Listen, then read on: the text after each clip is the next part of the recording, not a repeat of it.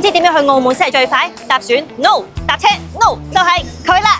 啱啱去完澳門，人均200幾蚊就可以食勻3個澳門街市熟食中心，超好味、超滿足啊！第一個就係全澳門唯一海景街市沙梨頭街市 ，Window Seat 任你坐，無限睇海景，食物有好多唔同嘅選擇，一定要試呢款開心果醬配梳芙梨醬同埋梳芙梨都係店家自製，好重 nuts 味同埋蛋香。另外推介埋大大碟嘅即炸九肚魚，熱辣辣啖啖肉，份量仲係平時食嘅2倍添㗎。跟住就係地膽必去嘅下環街市，推介大家一定要試呢檔牛雜，我揀咗牛舌。炆得好腍好入味，配埋獨家辣椒醬，味道層次即時提升。飯桶仲可以食埋煲仔飯，你睇成個底都係飯焦嚟㗎。又或者可以食蝦子麵，滿滿嘅蝦子鋪面。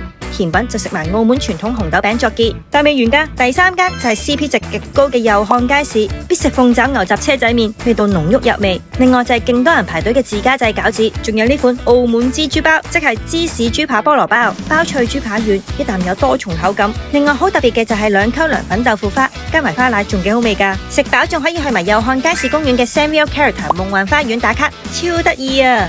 如果你想要晒全部地址，留言澳門美食，我 DM 你啊！